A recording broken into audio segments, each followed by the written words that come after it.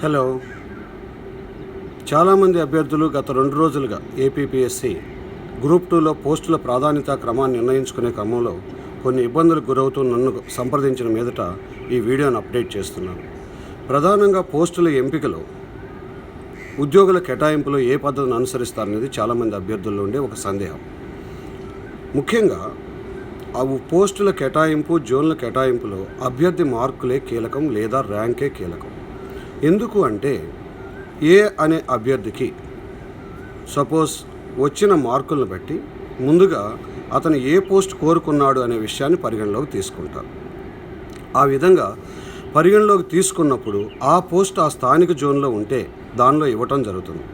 ఒకవేళ అటువంటి పరిస్థితి లేనప్పుడు స్థానికం కానటువంటి జోన్లో ఆ పోస్ట్ ఉందా లేదా అని పరిశీలించడం జరుగుతుంది.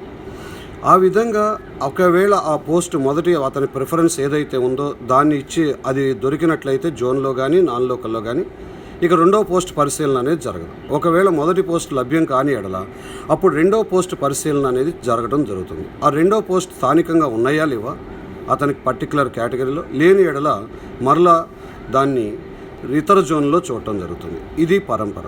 ఈ విధంగా జరుగుతూ ఒక్కొక్క పోస్ట్ని పరిశీలించుకుంటూ జరుగుతుంది. ఇలా ఎందుకు చెప్పాల్సి వస్తుందంటే చాలామంది అభ్యర్థుల్లో ఒక అభిప్రాయం ఉంది, మా జోన్లో పలానా పోస్టులు ఎక్కువ లేవు, వేరే జోన్లు అయితే ఎక్కువ ఉన్నాయి, కాబట్టి అక్కడ నేను అప్లై చేసినట్లయితే నాకు ఉద్యోగం వస్తుంది అని అనుకుంటున్నారు. దానివల్ల వాళ్ళు నష్టపోయేది ఏంటంటే ఏదో దిగువ స్థాయి పోస్టు వేరే జోన్లో ఉందని దానికి అప్లై చేయటం వల్ల అతనికి ఇక్కడ తన సొంత జోన్లో మంచి పోస్టును కోల్పోయే అవకాశం కూడా ఉంది.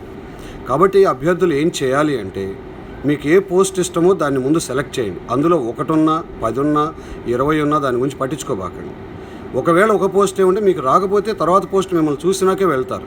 అంతేగాని నేరుగా ఇతనికి ఎక్కడ ఎక్కువ పోస్టులు ఉన్నాయి అక్కడ ఇద్దాము అనే ఆ పద్ధతి ఉండదు.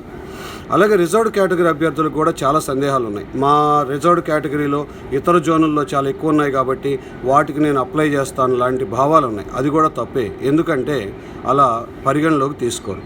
ఫర్ ఎగ్జాంపుల్ ఒక షెడ్యూల్ కులస్తుడు ఉన్నాడు. ముందుగా అతనికి ఎన్ని మార్కులు వచ్చాయో పరిశీలిస్తారు. జనరల్ కేటగిరీలో అతనికి అవకాశం ఉందా లేదా అని స్థానిక జోన్ల ప్రిఫరెన్స్ను బట్టి పరిశీలించడం జరుగుతుంది. జనరల్ కేటగిరీలో లభ్యం కానప్పుడే అతని రిజర్వ్డ్ కేటగిరీ ఉద్యోగాల మీద పరిశీలించడం జరుగుతుంది. ఆ విధంగా లోకల్లో నాన్ లోకల్లో పరిశీలన జరిపిన మీదట అతనికి ఇవ్వటం జరుగుతుంది. కాబట్టి మనం జనరల్లో ముందు పొందే అవకాశం ఉందా లేదా అనేది చూసుకోవాలి. ఫర్ ఎగ్జాంపుల్ ఒక షెడ్యూల్ కులస్తుడికో, షెడ్యూల్ ట్రైబ్కో లేదా బీసీ కులస్తుడికో టాప్ 2వ ర్యాంక్లో ఉన్నాడు అనుకోండి, అతన్ని జనరల్ కేటగిరీలో పరిగణలోకి తీసుకుని అతను ఇచ్చిన జోన్ ప్రాధాన్యత ఇవ్వడం జరుగుతుంది. అంతేగాని ఇతను రిజర్వ్డ్ కేటగిరీ కాబట్టి ఆ వాటాలు ఇస్తాము అనేది సమంజసమైనటువంటి ఆలోచన కాదు. అందువల్ల అభ్యర్థులు ముందుగానే ఇప్పుడు మీరు పోస్టల్ ప్రిఫరెన్స్లో, జోన్ల ప్రిఫరెన్స్లో సరైన నిర్ణయం తీసుకోకపోతే మాత్రం భవిష్యత్తులో ఉద్యోగ జీవితంలో మీ స్థానిక జోన్ రాలేదని బాధపడే అవకాశం ఉంది.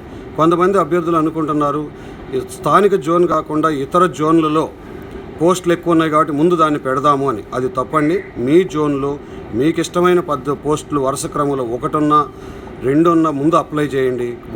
వరుస క్రమంలో వాళ్ళు ఆ ఏపీపీఎస్సీ వాళ్ళు చూసుకున్నప్పుడు సరైన పద్ధతిలో ఎంపిక చేయడం జరుగుతుంది. కాబట్టి ఎక్కడ ఎక్కువ పోస్టులు ఉన్నాయి, ఏ జోన్లో ఉన్నాయనే చర్చ మీకు అనవసరం.